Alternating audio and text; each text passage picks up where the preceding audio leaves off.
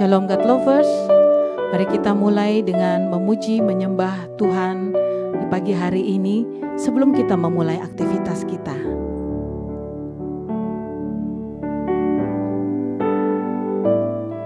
Mampirlah dengar doaku, Yesus penebus.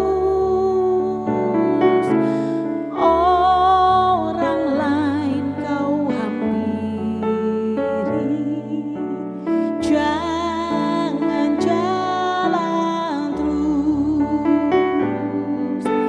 Yesus Tuhan, dengar doaku. Orang lain kau hampiri, jangan jalan terus.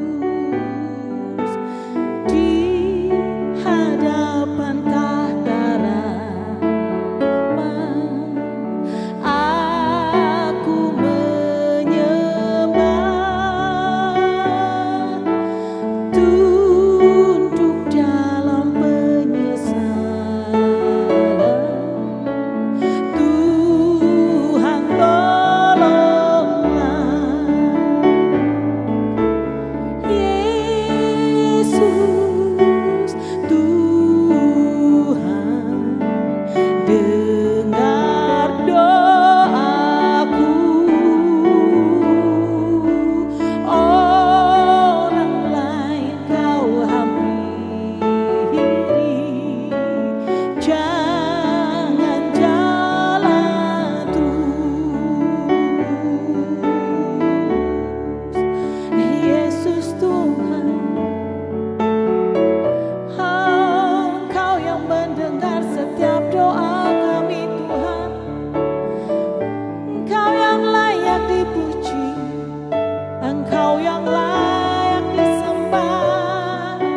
Kami datang menghampiri tata kasih karunia-Mu. Haleluya, mulia nama-Mu Tuhan, mulia nama-Mu Yesus. Haleluya, haleluya.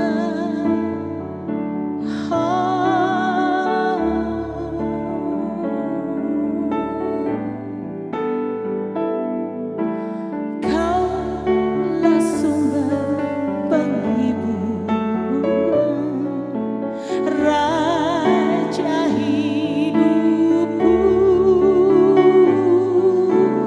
baik di bumi baik di surga. Siapa bandingmu? Yesus Tuhan, dengar doaku. Orang lain kau hampiri, jangan jalan terus. Orang lain kau hampiri, jangan jalan terus. Orang lain kau hampiri, berilah berkat-Mu.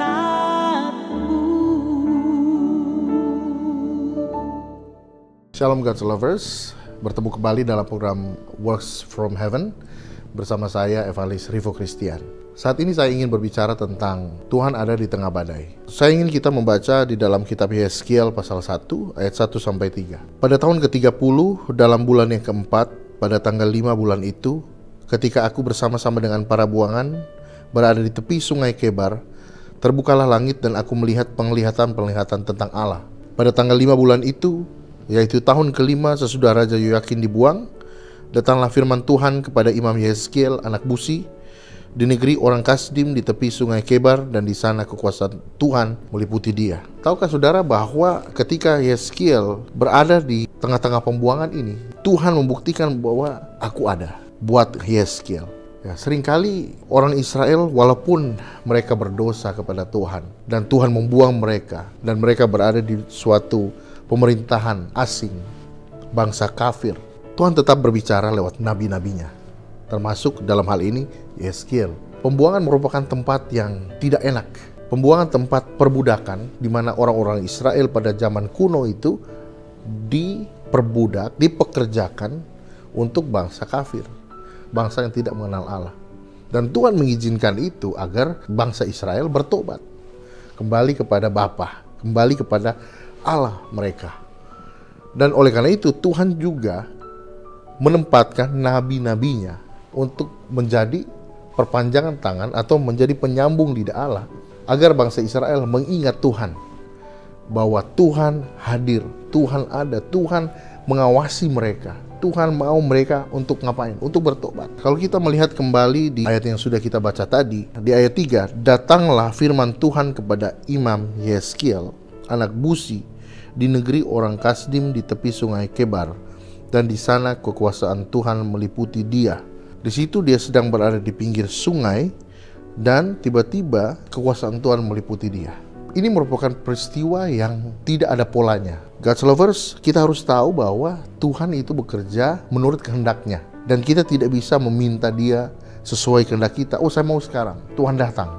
Tidak seperti itu. Tetapi di sini ketika Tuhan berkehendak, maka di situ ada perkenanan Tuhan. Ketika Tuhan masih menjumpai God's lovers, di situ Anda harus percaya, Anda sadar bahwa Tuhan ingin menjumpai Anda. Jadi Tuhan tidak hanya menjumpai seperti zaman dahulu, hanya nabi-nabi, orang-orang pilihan, hanya imam.